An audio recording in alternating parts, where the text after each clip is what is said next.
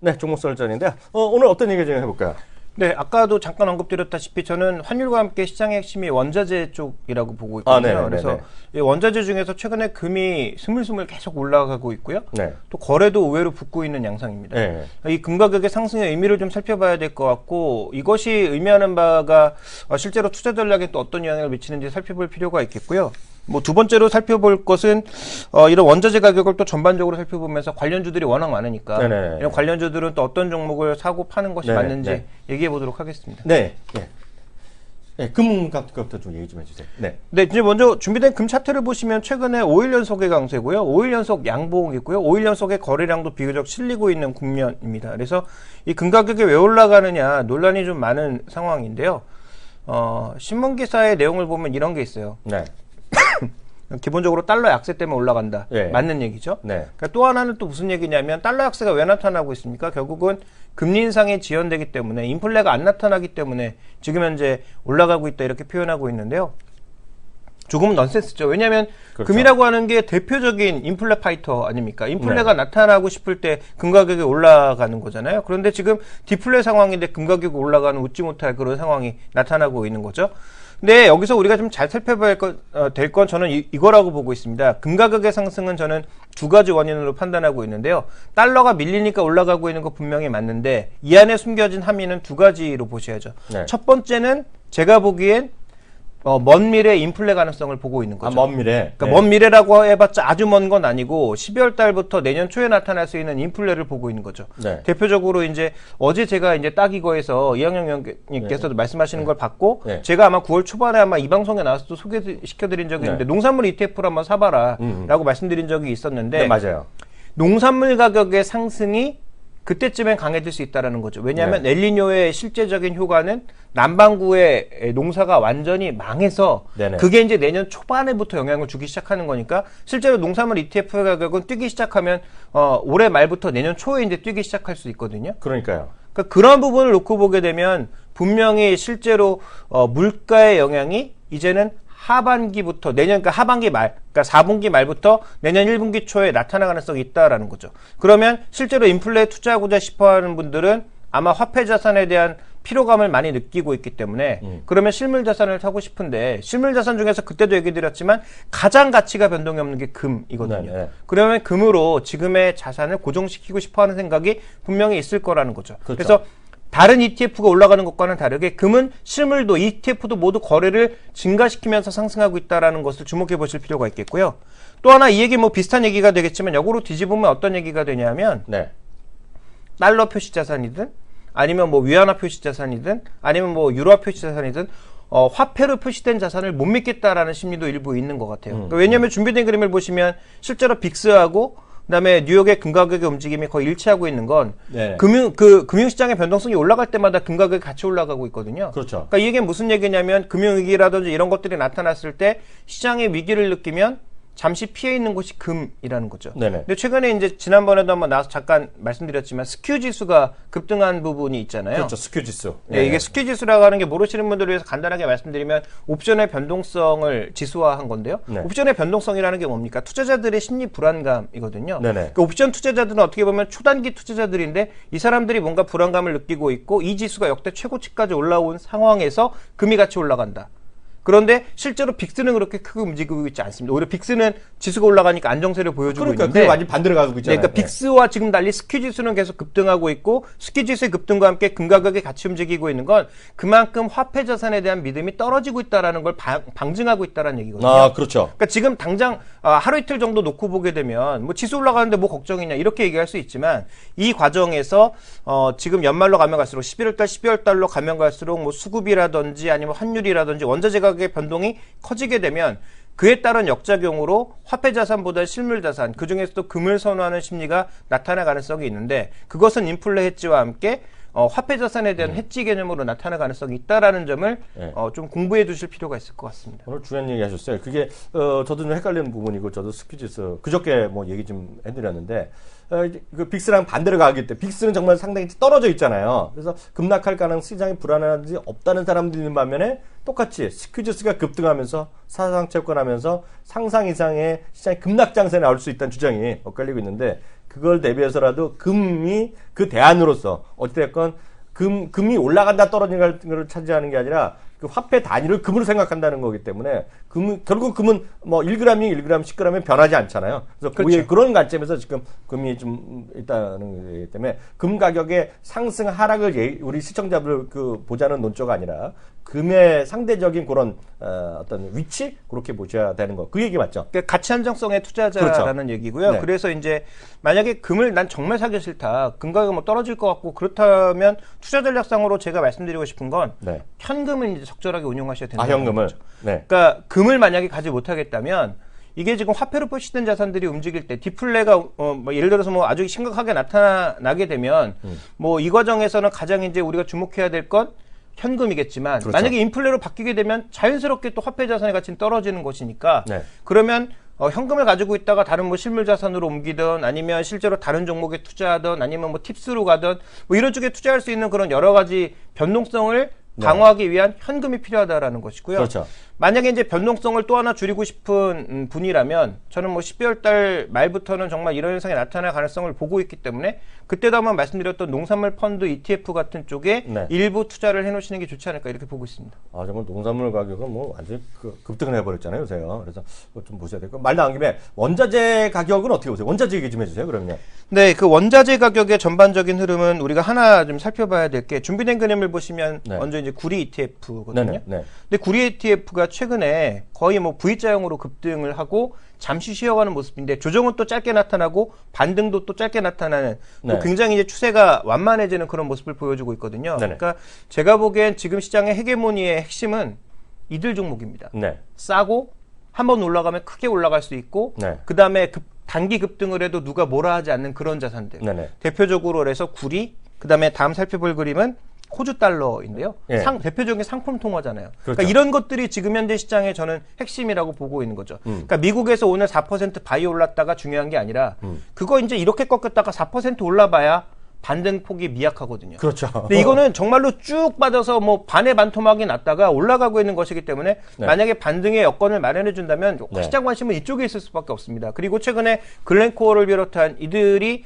뭐 재고까지 줄여가면서 지금 적극적으로 시황을 방어하려고 하고 있는 모습들이거든요. 그래서 이들이 얼마만큼 올라가느냐가 저는 시황의 핵심이라고 보고 있기 때문에 주도권을 잡았지만 향후 계속 올라갈 거냐에 대해서는 저도 예스라고 말씀드리기엔 좀 어려울 것 같습니다. 다만 한 가지 우리가 좀 살펴봐야 될 건 뭐냐면 우리 시장 내에서도 분명히 경기 민감주들이 가장 덜 올랐고 그렇죠, 그렇죠. 가장 싸거든요. 그러니까 지금 시장의 핵심은 2100선, 2200선 가는데 IT 종목이나 자동차가 역할을 하기보단 네. 오히려 정말 그때까지 간다면 경기 민감주들 대표적으로 뭐 조선주라든지 건설주라든지 아니면 산업재 계열의 뭐 기계 섹터라든지 해운주라든지 네. 이런 게 오히려 역할을 해줘야 되거든요. 철강 이런 것들이. 그렇죠. 근데 지금 역할을 해줄까 안 해줄까에 대해서는 여전히 좀 놀랄거리인데 제가 결론을 드리자면 저는 일정 수준의 반등은 여전히 유효하다라고 보고 있습니다. 다만 이것이 추세적인 상승으로 가기 위해선 굉장히 험난한 길이 필요하거든요. 네. 그러면 해당 업종 내에 정말 핵심 종목으로 압축하고 그 중에서 배당이라도 주면서 플러스 알파를 노릴 수 있는 종목으로 가져가는 것이 좋겠다. 네. 대표적으로 뭐 포스코라든지 네. 해운주 중에서는 최근에 주가의 등락과 상관없이 외국인 비중이 계속 늘어나고 있는 한진해운이라든지. 한진해운이요. 예. 네. 그러니까 정말 뭐 주가를 안 움직이지만 외국인들 지분은 꾸준하게 늘어나고 있거든요. 그러니까요. 그러니까 뭐 이런 종목군들에 대한 관심을 가져간다든지 아니면 뭐 산업배우나 대표적으로 뭐 배터리 관련주들 네. 뭐 이런 것들이 앞으로 길게 보면 어차피 이쪽으로 갈 수밖에 없으니까 그렇죠. 뭐 그런 쪽의 종목군들을 뭐 가져가신다든지 이런 전략이 필요하다라는 거죠. 그래서 원자재 가격의 지속적인 상승이 나타날 것이다. 저는 뭐 그렇게 믿지는 않습니다. 다만 워낙 많이 빠졌기 때문에 올라간다면 이들 종목으로 올라갈 가능성이 더 높다라고 보고 있는 것이고요. 그래서 IT 쪽과 자동차 쪽에 올인하셨던 분이라면 오히려 조금 종목을 분할해서 네. 이런 쪽에도 좀 관심을 가지시는 것이 좋겠다. 만약에 지수의 상승을 믿지 않는다면 뭐 IT가 됐든 뭐 대형주 자체를 살 필요가 없는 거지만 네. 만약에 지수의 추가적인 상승을 정말 믿는다면 저는 오히려 더 싼 종목에 관심을 가지시는 것이 시황의 핵심이다 이렇게 보고 있습니다. 그러니까 혹시 그런 원자재 관련 종목이라든가 뭐 시장 비교한 차트 이런 거 좀 있을까요, 그럼요? 일단 그 우리 시장에서 가장 주목해봐야 될 포인트가 뭐냐면요. 최근 들어서는 준비된 그림에서 보시는 것처럼 위험 통화랑 계속 같이 가고 있습니다. 그렇죠. 네. 그러니까 호주 달러랑 같이 가고 있는. 그러니까 외국인들 입장에서 보면 코스피는 위험 자산이거든요. 위험한 나라죠, 맞죠? 네, 그러니까 아무리 우리가 뭐 밸류에이션 자체로 싸다 뭐 애널리스트들이 백날 나와서 떠들어봐야 어차피 같이 지금 움직이고 있는 이 차트들이 모두 위험 자산들입니다. 그러니까 우리 시장은 이렇게 취급될 수밖에 없거든요. 굉장히 우리 입장에서는 억울하고 뭐 얘기를 하고 싶어도 어쨌든 그럴 수밖에 없다라는 거죠. 그러니까 그런 관점에서 놓고 봤을 때 투자 전략은 유연하게 가져갈 수밖에 없다라는 것이고요. 그렇죠. 그래서 아까 뭐 강조드렸던 것처럼 현금을 적절하게 운용하시는 전략도 하나의 방법이 될 것이고, 그 다음에 굳이 이제 지수의 추가적인 상승을 바라보면서 투자하시는 분이라면 IT와 자동차에만 목매달았다면 이제는 이런 쪽에도 좀 관심을 가지실 필요가 있겠다. 그래서 3분기 실적이 좋아지는 뭐 롯데케미칼이라든지 아니면 장기적인 관점에서 뭐 포스코라든지 아니면 뭐 또 하나 우리가 살펴봐야 될 섹터 중에 하나가 뭐 LS산전 같은 뭐 이런 종목군들에 대해서도 관심 가지실 필요가 있는 거죠. 아까 이제 P&E 솔루션 말씀해 주셨는데 그 똑같은 분야에서 보면 가장 대형주는 우리나라에서는 LS산전이잖아요. 그렇죠. 그러니까 뭐 이제 그런 측면의 접근이 뭐 필요하다든지 저는 뭐 이런 관점에서 좀 보고 있습니다. 아까 제가 P&E 솔루션 가서 검증하겠다니까 어떤 분이 벌써 훈이 가장 팬이 있는 거야. 설마 거짓말 했겠어요. 근데 거짓말은 안 했겠죠. 그 분명히 들었는데 저는 제가 아는 그 전기차 충전기 설비는 제가 아는 거는 잠실에 분명히 있고 제가 가끔 갔었거든요. 그 주차장이 있어요. 그 롯데 그 공영 주차장이 있거든요. 그 지하에. 거기 전기차 세워놓고 충전하는 데가 있거든요. 거기를 보고 오겠다는 거죠, 저는. 마포에도 있잖아요. 마포대교에서 건너자마자. 거기에 있거든요. 그러니까 목동에 있으니까 거기에 있는 것이 LS 산전이 브랜드가 있는지, 그 뒤에 조금이라도 P&E가 있는지, 좀 그걸 보겠다. 이거 누가 거짓말 한다고 안 하죠. 거짓말 했다고 해서 그런 얘기 하면, 저 김성호 과장이 아무리 제가 나이가 많다도 때리면 맞으면 저 죽어요. 그 등치 아시잖아요. 어이구, 무서운 친구네, 그 친구야.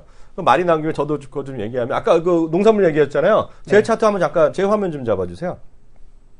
제 화면 잡아주시면요. 이게 그 FAO라고요. FAO라는 건 이제 유엔에 사는 식량 농업 기구입니다. 그래서 식량 가격 지수란 게 있어요. 아예 딱 있는데요.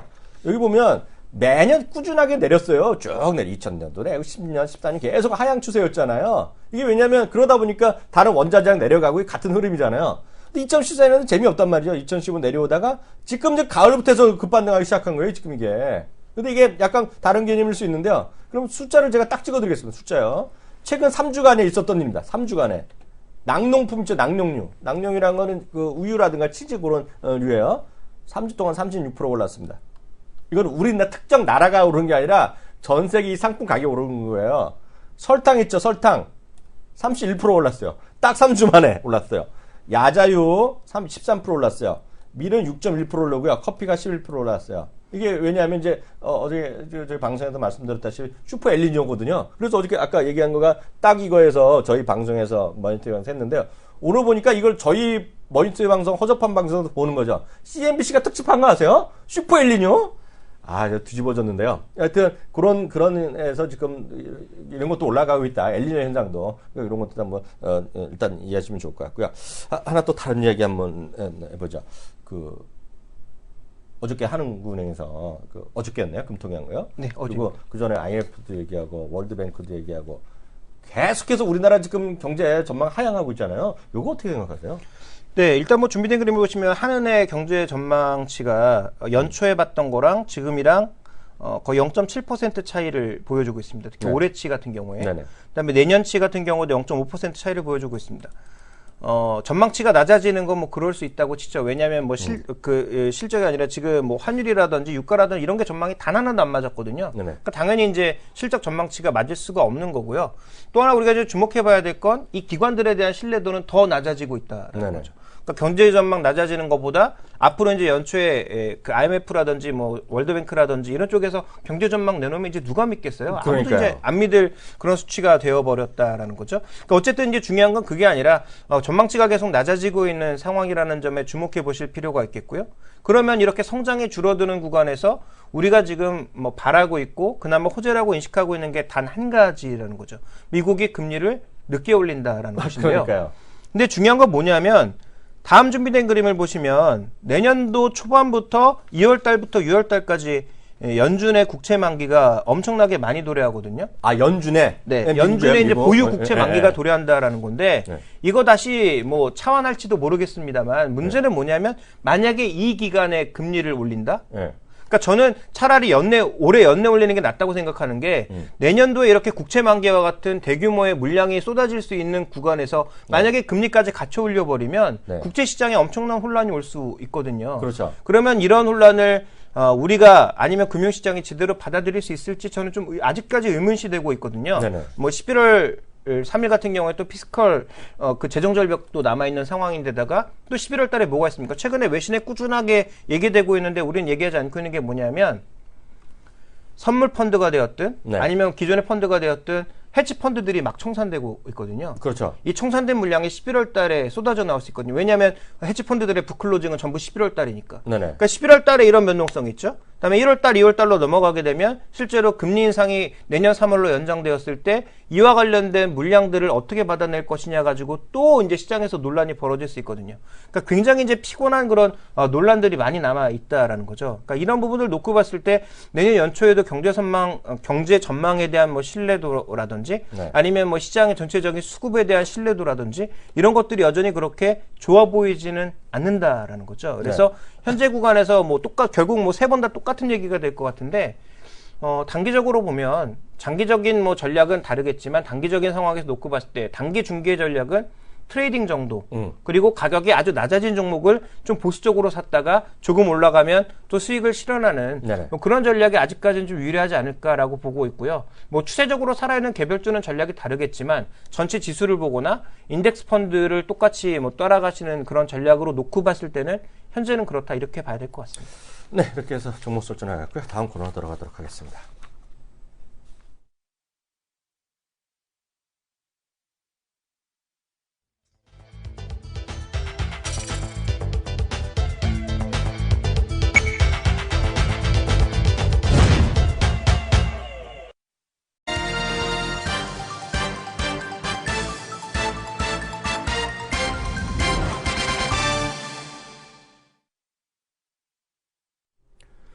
네, 김중걸 통해서 매일 오전 11시부터 90분 동안 우리 시청자분들 찾아뵙고 있습니다. 마켓 11 일부 진행하겠습니다. 저는 이학년입니다.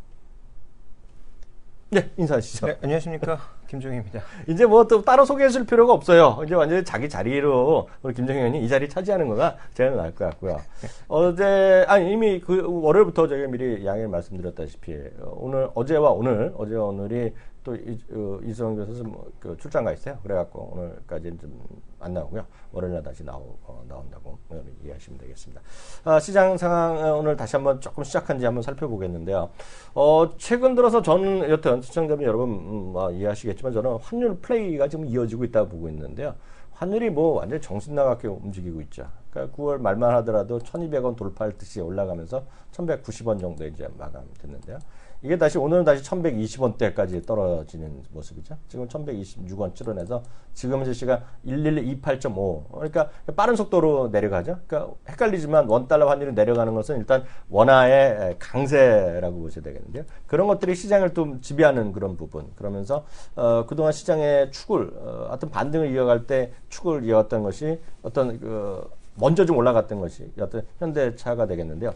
자동차 관련주들이 오늘에 대한 매물이, 외국인 매물이 많고 적근을 떠나서 일단 그런 우려감 때문에 일단은 좀 떨어지고 있습니다. 실제로 보면 오늘 아침에는 약간 외국인 매도가 좀 많았었는데요. 현대차건 기아차건 간에. 그러니까 실질적으로 뚜껑 열려고 지나가는 과정에서는 기아차는 거의 비슷한 수준의 매수 매도가 나오고 있고요. 현대차는 오히려 좀 매수가 좀 많은 상황. 그렇지만 기관 중심으로 개인 중심으로 환율에 대한 걱정이 나면서 오히려 좀 떨어지고 있는 그런 부분이 되고 있고요. 시장 전체적으로는 외국인이 300억대의 순매도가 나온 것이 일단 시장에서 일단 큰 특징으로 일단 보셔야 되겠습니다. 오늘 시장 상황 2시간 됐는데요. 오늘 2시간 상황 한번 체크해 볼까요? 네, 뭐 기관과 외국인들이 뭐 소폭 매도하고 있습니다만 이 매도는 성격이 좀 다르죠. 외국인들은 지금 삼성전자 중심으로 매도하고 있는 게 눈에 띄고 있고요. 네. 기관들은 환율 플레이를 적극적으로 하면서 지금 자동차 종목의 발목을 잡고 있는 게 기관들입니다. 네네. 그러니까 최근에 기관들은 뭐 기관이라고 부르기가 조금 애매하죠. 뭐 단타쟁이들과 뭐 별로 다를 게 없다라고 봐야 될 것 같고요. 네. 뭐 장기적인 뭐 연기금 물량도 분명히 있겠습니다만 이런 환율 움직임이라든지 아니면 개별 뉴스에 따른 종목군들의 움직임에 굉장히 능동적으로 움직이면서 빠르게 수익을 실현하거나 아니면 뭐 손실에 대응하는 그런 모습을 나타내고 있다라는 점이 최근 수급의 가장 중요한 특징이라고 보고 있습니다. 또 말씀드렸다시피 시장 흐름을 놓고 봤을 때 환율이 가장 중요한 팩터라고 볼 수가 있겠고요. 네. 또 하나 이제 시장의 축을 이루는 팩터는 원자재 가격의 움직임이 네. 향후 어떻게 움직일 거냐. 왜냐하면 지금 원자재, 그 다음에 위험 통화, 그 다음에 이머징 마켓 이런 것들이 거의 동일하게 움직이고 있거든요. 그러니까요. 그러면 결국은 이 흐름이 하나의 그 카테고리 안에 묶여 있다라는 점에서 환율이라고 하는 팩터 하나, 그리고 같이 움직이고 있는 이 연관고리, 연결고리로 묶여있는 이 팩터 하나를 어떻게 놓고 우리가 투자할 것인가, 그리고 이 원화가 이렇게 강세를 보인다면 정말 종목군들의 흐름은 완전히 바뀌는 것인지, 그동안 2000선 위로 끌어올려놨던 IT나 자동차 종목군들의 탄력은 죽고 다른 종목군들이 좀 올라가는 거나 종목 장세의 성격을 보일 것인지, 아니면 동반해서 무너질 것인지, 동반해서 올라갈 것인지에 대한 점검이 필요한데요. 뭐 결론을 말씀드리자면 제가 보기에 지금 가장 가능성이 낮아 보이는 건 급락. 네네. 그 다음에 두 번째로 가능성이 낮아 보이는 건 급등. 네. 그 다음에 세 번째로 가능성이 낮아 보이는 건 단계별 하락. 네. 그러면 지금 가장 가능성이 높은 시나리오는 뭐냐? 완만한 상승 정도인데 이 완만한 상승의 고점이 뭐 2050이 될지 2070이 될지 2100이 될지 모르겠습니다만 빠른 속도의 상승은 그렇게 녹록해 보이지 않는다, 이렇게 봐야 될 것 같습니다. 네. 네. 이제 시장 전반적인 이제 수급상이라든가 전반적인 이슈거리 좀 말씀 주셨는데요. 다음 코너 들어가기 전에 몇 가지 오늘 특징주 다시 한번 보겠는데요. 요즘 보면 우리 사실 제가 이 친구 알기 전부터 김정희 의원이 우리 김성훈 과장 잘 알았잖아요. 네. 어디서부터 한 거예요? 한국경제TV에서. 한국경제TV 네네. 일할 때. 근데 이 친구가 요즘 기고만장해졌어요. 어찌됐건 아무리 더라도 뒤로 가다가도 뭐를 잡을 수가 있잖아요. 운이 좋은 친구가. 이 친구가 P&E 솔루션 때문에 난리가 났네. 그래갖고 현대 엘리베이터 때문에 이 친구가 엄청나게 욕도 먹고 여기서도 욕 먹고 자기 고객한테 욕 먹는 거 제가 주워 들었는데요. P&E 솔루션 하나로 우뚝 섰었어요. 근데 오늘 보면 P&E 솔루션이 이게 완전히 살아있는데, 제가 어저께까지 우리 시청자분들한테 가보겠다 그랬는데 깜빡 까먹고 못 갔는데 제가 오늘 꼭 가갖고요. 정말 우리 동네, 왜냐면 저희 동네 잠실의 공영 주차장에 보면 전기차가 주차장이 있어요. 따로 슈퍼 빨리 고속 충전기가 있는데 정말 그 뒤에 P&E라고 써 있는지 안 써 있는지 저도 한번 보겠고요. 뭐 모르죠. 뭐 전부 다 있는 게 아니면 그래도 서울시에서 운영하는 대표적인 공영 주차장이고요. 마포에도 있고 이런데요. 충전기가요. 뭐 목동에도 있는 걸로 알고 있는데 거기 여러분도 혹시 지나가다 보시면 정말 P&E라고 써 있는지 한번 보시면 되겠고요. 여튼 P&E 솔루션이 좀 올라가는 게 특징이 되겠고요. 모르겠습니다. 제약주가 좀 전반적으로 좀 미국에서 IBB도 바이오테크, 헬스케어 다 같이 올라가는데요. 코오롱 생명과학이 요즘 좀 상대적으로 강한 모습 보이고 있는데요. 오늘도 의외로 좀 올라가고 있어요. 이제 이유는 전 솔직히 잘 모르겠는데요. 하여튼 말씀드렸다시피 코오롱 생명과학에 이번에 수행단에 포함되어 있거든요. 그래서 올라가는 건지 뭐 말도 안 되는 얘기인데요. 그런 게 좀 올라가는 것이 시장에 제가 봤을 때는 특징주가 되겠고요. 이거는 100%짜리인지 아닌지 모르겠는데 100%짜리네요. 이것도 엊그저께도 우리 이성 교수가 있을 때 얘기했는데 모르겠어요. 저는 관심주인데 시장은 크게 재미가 없었던 주식이야. 한차로 올랐다가 지금 2달째 쉬고 있는 거가 이제 J 콘텐트리라고 있는데, 이게 뉴스를 검색하시 보면 J 콘텐트리가 요즘 보면 후계 과정에서 홍 회장의 아들들의 갈 때에서 뭔가 J 콘텐트가 중심 역할을 할 수 있다는 소설 같은 얘기를 증권상무대에서 썼거든요. 그게 저도 신문에 나서 크게 봤는데 그거 때문인지 모르겠는데 지금 뉴스 보니까 난데없이 텐센트나 알리바바 이런 얘기가 나오는데요. 그건 제가 모르겠어요. 혹시 그런 뉴스는 나오긴 나왔죠, 얘기가요. 꽤 오래전에 나왔던 얘기죠. J 콘텐트리의 이 콘텐츠 공급 이런 얘기, 그다음에 지분 참여 이런 얘기가 꽤 예전부터 나오고 있는데 해당 기업은 그렇게 따지고 보면 굉장히 많지 않습니까? 쇼박스를 포함해서 여러 종목군들의 그런 얘기가 오갔었고요. 과거 또 CJ그룹에도 이런 얘기가 충분히 오갔다가 실제로는 게임 부분, 내 맘을 쪽만 이렇게 이동하는 것으로 얘기가 나오기도 했었죠. 그래서 이와 관련된 이슈는 누구도 확신할 수 없습니다. 누구도 알 수 없는 그런 이슈인데, 핵심은 뭐냐면 그만큼 컨텐츠에 대한 관심은 높다라는 것. 그리고 넷플릭스가 아시아로 진출하면서 저는 개인적으로 그런 생각 가지고 있거든요. 그러니까 넷플릭스가 한국 콘텐츠에 관심을 가지는 가장 결정적인 이유는 한국 콘텐츠를 이용해서 중국에 접근하기 쉽게 만들기 위한 하나의 초석으로 보고 있거든요. 그러면 일단 그게 이제 뉴스로 확실하게 뜨기 이전까지는 뭐 국내 콘텐츠 관련주 플랫폼으로 유통하는 그러니까 네. 넷플릭스와 같이 갈 수 있는 그런 업체들에 대한 관심은 뭐 이어질 수 있다라는 판단을 하고 있기 때문에 해당 기업에 대한 관심은 실적이라기보다는 뉴스 네네. 모멘텀에 의한 관심이 여전히 필요하다라고 보고 있고요. 뭐 저도 이제 특징주 하나 말씀드리자면 NC소프트 주목해야 될 것 NC소프트. 같거든요. 예, 예. 그러니까 NC소프트를 지금 뭐 사라는 개념에서 주목해보자 이런 얘기는 아니고요. 그 넥슨이 가지고 있던 지분을 다시 이제 김택진 회장이 일부 찾아왔는데 네. 이게 어떤 의미를 지니고 있느냐? 원래는 이제 넥슨과 NC소프트가 같이 가면서 뭔가 대단한 시너지를 내지 않을까. 왜냐면 네. 한쪽은 캐주얼 게임 이런 쪽이 엄청 강자였고 한쪽은 MMORPG의 강자였으니까 이 두 개의 시너지가 좀 뭔가 제대로 된 그림을 만들어내지 않을까 생각했었는데 제대로 된 그림을 만들어내지 못했죠. 굉장히 부족한 그림을 만들었었고요. 네. 그렇기 때문에 이제 시장에서 여러 번 뭐 경영권 싸움 얘기도 나왔었고 네, 네. 그런 것들이 주가의 등락 요인이 되기도 했었는데 헤어졌습니다. 네. 그러면 어떻게 봐야 되느냐?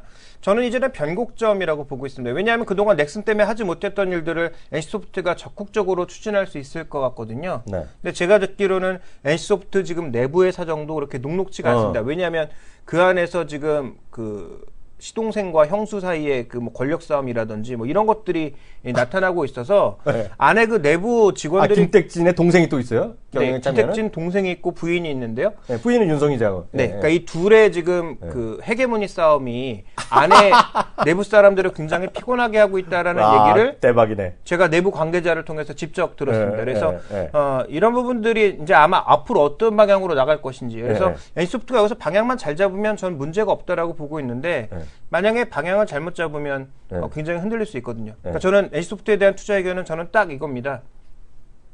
비중이 많으신 분들은 네. 절반으로 줄여라. 네. 오르든 내리든 상관없이 줄여라라고 말씀드리고 싶고요. 네. 반대로 이제 비중이 없으신 분들은 말 그대로 변곡점인 만큼 네. 수급이나 이런 여건들을 살펴보면서 이제는 뭔가 좀 새로운 변혁을 맞이할 수 있는 그러니까 그 여러 가지 의사결정에 결정장애가 되었던 넥슨이라고 하는 대주주가 또 사라진 만큼 네. 앞으로 이제 김택진 호의 그 힘이 주어질 네. 수 있는 부분이니까 네. 그 아예 없으신 분들은 조금 정도는 한번 리스크를 테이킹한다라는 발 담그는 입장에서도 거. 발 담그는 거네요. 네, 그 발 한번 담궈볼 필요가 네. 이렇게 보고 있는 거죠.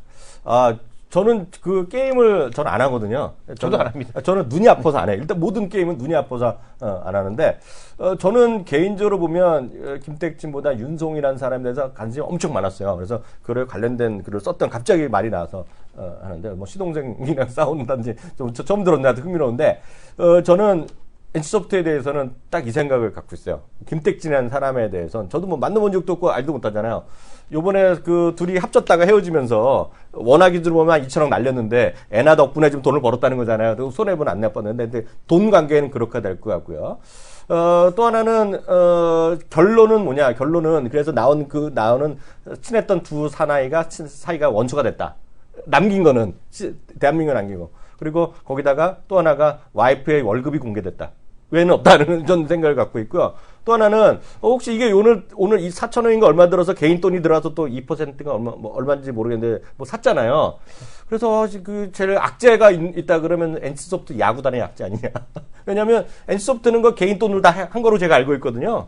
근데 회장님이 이거 들어갔으니 야구단에 관심이 적어지고 우리 또 경영에 또 관심 가지시면 NC소프트는 관심이 멀어지잖아요. 그래갖고 월급도 연봉도 안 올려주면 어떡하냐 걔네들. 그래서 뭐 주식이랑 상관없지만 하여튼 그 정도밖에 좀 관심이 없는데 하여튼 좋은 얘기 해주셨어요. 하여튼 그렇게 판단에 좀 삼으시면 될 것 같고 말이 나온 김에 종목 저도 하나만 더 보겠는데요.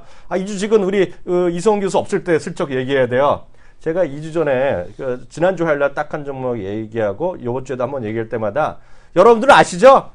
우리 써보세요. 제가 뭐라고 했다가 디스당한 종목 있어요. 이승원 교수한테. 그러면서 어떤 분들이 이제는 이승원 교수가 이학년 위원을 디스하나 그랬던 거 있거든요. 잘 모르시죠? 뭔지 모르시죠? 네. 태어나서 제가 처음 이 얘기를 할 때부터 제가 형님 씨만해요 했던 주식이 있어요. 근데 저도 말하고 2주 전에 말하고 화요일 날 처음 말하고 못 봤어요. 안 보고 있었거든요. LIG 넥슨 아니죠. LIG 넥슨은 이수영 교수가 워낙에 했던 건데 포스텍이에요. 포스텍이 왜 올라요? 뭐 드론 또 얘기가 뭐 나오고 있는 거 아닌가? 아니, 그런 얘기 좀 나왔는데, 아니, 그게 아니라 엊그저껜가 갑자기 급등했다가, 장중에 급등했다가 뭐 윗골이 많이 들어왔는데, 하여튼, 포스텍이 올라가요. 뭐, 재료집이 굳이 따지면 있죠. 무인항공기 이런 건데. 하여튼, 요즘은, 그래서 여러분들이 자꾸 이승원 교수가 얘기할 때 이학영 위원이 뒷사는 걸 찾지 말고, 이제는 판이 바뀌어서 제가 소심하게 얘기할 때 이승원 교수가 형님 말도 안 돼 이런 얘기할 때 주식이 올라가더라. 그래서 그런 게 좀 보시면 좋을 것 같습니다. 다음 코너 들어갑니다.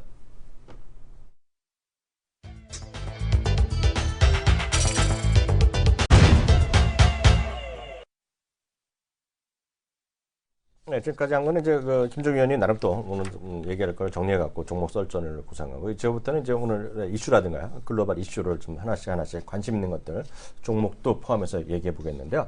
앞서 이제 지금 얘기하려고 좀 아껴놨던 건데요. 퍼스텍이 있잖아요. 퍼스텍이 올라가는데 저가 퍼스텍을 2주 전에 처음 화요일날 얘기하고 나서 이승원 교수한테 욕을 바가지로 먹었을 때. 형님 그러실 수 없어요. 뭐 언제는 개 XX라고 얘기하던 주식을 얘기하는 건데 그때 제가 이제 얘기했던 거는 뭐 딱한용 얘기하고 이번 주 초에도 얘기할 때 지난주 화요일 금요일인가 여기 화요일날 얘기한 거는 이거죠. 그 퍼스텍이 갖고 있는 자회사가 있어요. 자회사가 있는데 이름은 제가 또 노령화돼서 듣고 까먹었죠. 이 회사가 이거 자료 보여드렸잖아요. 그래갖고 무인항공기를 하고 있는데 다양한 뭐 민간도 하고 군수용도 하고 있는데 아직 뭐 그게 공격하고 그 정도까지는 아니겠으나 상당히 많이 하는 거가 있던 걸 보여드렸는데요. 제가 오늘 특히 지금 미국에서 또 드론이 또 지금 시장에 이제 관심되는데 그 얘기를 한번 잠깐 해드리도록 하겠습니다. 요즘 오늘 보면 이제 이렇게 우리나라에서의 탑 뉴스는 저거잖아요. 정상회담 앞두고 어저께 저희 가셨잖아요. 대통령께서. 나사도 가고. 나사도 가고. 아버님이 갔던 나사도 한번 가보시고. 근데 불행하게도 아버님이 고 박정희 대통령께서 했던 거는 휴스턴에 있는 오리지널 나사고요. 이번엔 이제 연구소죠. 지난 9월인가 8월인가 6월인가 이제 갔을 때 예정되는 거기 가기로 했는데 이번에 일정이 안 맞아서 거기까지 못 가고 이번에 워싱턴 근교에 있는 간 거고요. 또 하나는 제가 펜타곤 이런 데 가서 우리나라는 그래갖고 뭐 20몇 분인가 최고의 극진한 대접을 하면서 열병식에 참가했다는 얘기가 나는데요. 미국은 그 이슈가 아닙니다, 지금. 미국의 오늘 이슈는 이거예요, 이거. 이거 좀 화면 잡아주세요. 이거예요. 이거 보시면, 우리 스노든이라고 아시죠? 스노든 사태 해갖고. 네. 스노든 사태가 이제 이 사람이 어딘가 빼돌려갖고, 이 사람은 지금 러시아가 있나, 어디가 있나, 국제고아가 미화돼 있죠? 아니, 러시아에 있을걸요. 아직도요? 네. 그래갖고 이 사람이 미국의 뭐 CIA건 뭐 어디건 영국이 뭐 다 빼돌려갖고 그걸 한 번에 날려버렸던 기억나시죠? 그게 2년 전 있어갖고요.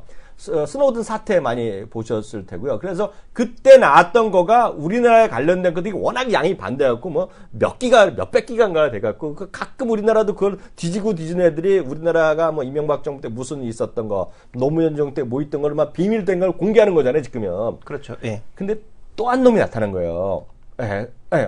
맞습니다. 좋은 주식님이 맞네. 유콘 시스템인지 뭔지 U자가 들어갔던 것 같아요. 그래서 저희 소통하는 방송이니까 감사하겠고 맞아요. U자가 들어갔던 것 같아요. 근데 이 스노우든이라는 회사가 죄송합니다. 헷갈렸어요. 이게 또 한 놈이 나타났는데 이름이 또 이름은 안 나왔는데 이게 그 인터셉터라는 거가 뭐 나타났어요. 그래갖고 책을 놨나 뭐 발표해버린 거예요. 근데 요번에 나온 거가 뭐냐면 이게 드론 페이퍼인데요. 제목 자체가 드론 페이퍼고 여기 내용은 여기 보이다시피 디인터셉팅과 이런 개념으로 빼돌렸다 얘기하는데요. 요번엔 출처가 CIA의 정통한 내부 소식통이라고까지만 알려지고 있어요. 지금까지는요. 그래서 누군지를 찾아야 된다 난리가 났는데 왜냐면 이게 그 불법이냐 이런 게 애매한데요.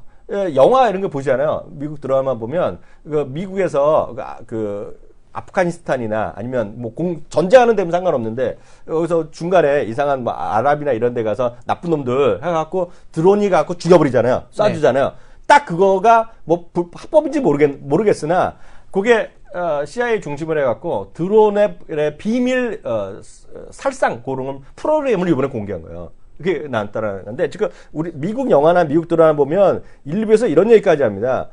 CIA가 이런 애가 미국 내부에서도 있다. 근데 CIA는 미국 안에 활동은 불법이거든요. 완전 불법인데 미국 안에서도 활동하는 게 있다는 거가 영화나 미드 보면 많이 나와요. 그래서 설정으로 많이 나오는데 지금 오늘 드론을 내지 엄청 때린 거야. 벌써부터 드론 이거 규제해야 되는데 또 많이 나온 거예요, 오늘. 그래서 저는 오늘 관심 갖고 이런 거 보고 있는데 이것 때문에 그렇지는 않았겠지만 이게 드론 관련된 게 우리 시청자분들 좀 많이 좀 보셔야겠다. 이거 늘 말씀드리지만 미국에서 최고의 직업은 지금 드론 비행 있죠. 드론 비행사. 그래서 초봉이 한 12만 불. 그러니까 우리나라 돈으로 지금 많이 올랐으니까 1억 4천 정도 나올 거예요. 그래서 보잉에서 또 많이 펀딩한 회사들이 시애틀에 있는 학교 이런 건 직업 학교 유명한 거 있거든. 진짜로요. 그래서 그런 것 좀 보시면 좋을 것 같아요.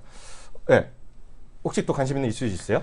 네, 오늘 또 우리가 주목해봐야 될 건 이 코스닥 시장에 또 바이오 종목군들이 슬금슬금 올라오고 있잖아요. 그러니까요. 네, 그러니까 이런 종목군들을 어떻게 봐야 될 거냐에 대해서 또 우리가 좀 주목해볼 필요가 있겠는데, 네. 저는 초질관 한마디로 말씀드리지만 네. 기대감은 충분히 어떤 종목이든 나타날 수가 있죠. 뭘 개발한다, 아니면 우리가 개발 능력을 가지고 있다, 그다음에 미국과 한번 얘기가 있었다, 이런 얘기로 주가라고 하는 것은 충분히 움직일 수 있습니다. 근데 펀더멘탈 중심으로 놓고 봤을 때 제약 시장에 진출이 그렇게 쉬운 거냐라는 거죠. 그러니까 왜냐하면 여러 번 언급드렸지만 힐러리, 그것도 네. 아직 후보로 당첨되지도 않은 힐러리 한마디에 무너져 내리는 게 바이오거든요. 그렇죠. 그러니까 우리가 미국 시장이라든지 유럽 시장에 진출하는 게 얼마나 어려운 것인지 다시 한번 생각해 볼 필요가 있을 것 같고요. 이건 회사의 개발 능력이 중요한 게 아니거든요. 그렇죠. 회사의 개발 능력이 중요한 게 아니라 개발을 해서 들이밀었는데 우리도 비슷한 거 있으니까 너희 거 뺄게 라고 해버리면 아니면 지금 우리가 임상실험 중이니까 이거 좀 기다려야 돼 하면 4년이고 5년이고 기다려야 되는 게 제약업종의 특성이거든요. 그러니까 그렇죠. 이 특성을 이해하지 않고 우리 개발 능력 많아. 우리 미국에 이미 다 시스템 갖춰놨어. 네. 이건 아무 의미가 없다라는 거죠.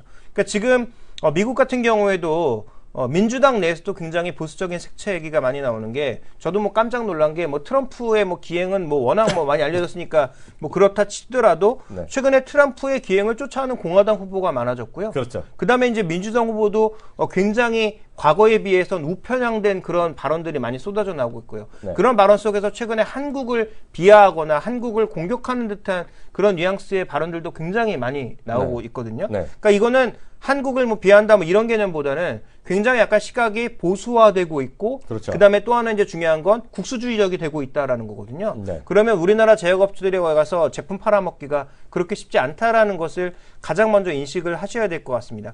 가장 큰 제약 시장이 미국과 유럽 그리고 일본인데요. 네. 여기가 우리나라보다 종목들의 시가총액은 말할 것도 없고 업력이라든지 개발 능력이라든지 이런 게 전부 다 앞서 있습니다. 네. 그래서 우리가 셀트리온, 한미약품, 동아ST 이런 종목군들이 그나마 개발 능력 갖고 있고 글락소스미스클라인이 됐던 어디가 됐든 글로벌 제약사랑 뭔가 같이 가고 있으니까 잘 될 것처럼 착각을 하고 있는 게 굉장히 많은데요. 제가 보기엔 착각에 가깝다라는 거죠. 말 한마디에 언제든지 추풍낙엽처럼 떨어질 수 있는 게 이들 종목인데 밸류에이션 자체가 너무 비싸다라는 겁니다. 그러니까 PR 한 20배 정도만 됐어도 제가 이렇게까지는 말을 안 드렸을 텐데 PR 이미 100배, 80배 만들어버린 이런 종목군들이 누구의 말 한마디면 급락할 수 있는 위험이 있기 때문에 적절하게 비중을 조절하시라라고 정도로 말씀드리겠습니다. 저도 말이 나온 김에 저도 좀 얘기하면 저도 이 얘기 처음 하는데요.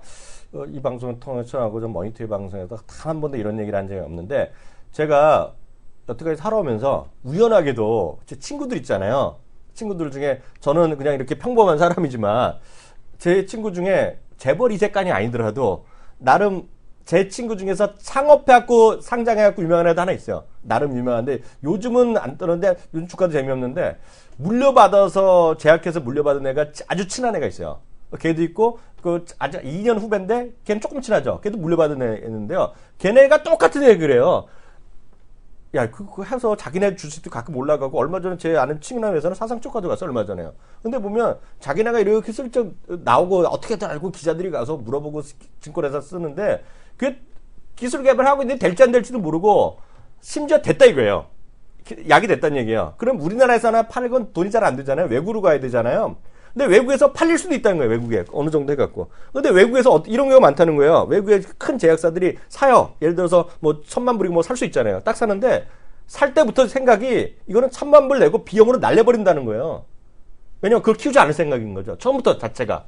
왜냐하면 자기네가 나발이라서 갖고 있는 시장에서 또 하나 들어와서 할 필요가 없다는 거가 오히려 그렇게 사는 경우도 있다는 거예요. 지금 쓸만한 놈을 미리 사버린다는 거예요. 근데 우리나라는 그게 반응하는데 그래갖고 이게 되면 지나고 나면 돈을 더 번다 얘기하는데 그 친구 얘기는 꿈만 같은 게 워낙 많다.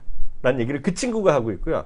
또 하나는 저랑 약간 친인척 관계 있는 사람이 있는데 이건 정말 제가 말만 하면 다 아는 회사예요. 대한민국이요. 근데 그 양반도 그래요. 이수영 교수도 저한테 좀 아니까 개인적으로. 형님, 왜 그런 거 미리 좀 해갖고 형님도 뭐 안 사두세요. 이런 얘기 하거든요. 근데 그 양반은 맨날 하는 얘기야. 어떻게 될지 모르는 거예요, 자기네도. 그걸 어떻게 남한테 얘기한다는 거죠. 되더라도 최종적으로 좋다 이거예요. FDA 승인까지 났어요. FDA 승인 났다고 해서 의사들이 무조건 처방해주나? 또 다른 얘기란 얘기죠. 승인받고 상품화돼서 성공하는 건 미국에서 1%도 안 된다는 거거든요. 그러니까 너무 여러분들이 이런 얘기잖아요. 버블도 많이 있다는 건 뭐 인정해야 된다. 그래서 그렇게 좀 이해하셔야 될 것 같고요. 국내 주식 주식 좀 하나 좀 보겠는데요. 이건 좀 논란거리가 되겠는데요. 카카오톡 보세요, 카카오. 저는 뭐 이거 조금 문제예요, 지금. 얘기를 안 할 수가 없어. 예, 단 한 번도 뭐 좋게 얘기한 적이 없어서 또 안 좋은 얘기하기가 좀. 아니, 그냥 솔직히 있는 대로죠.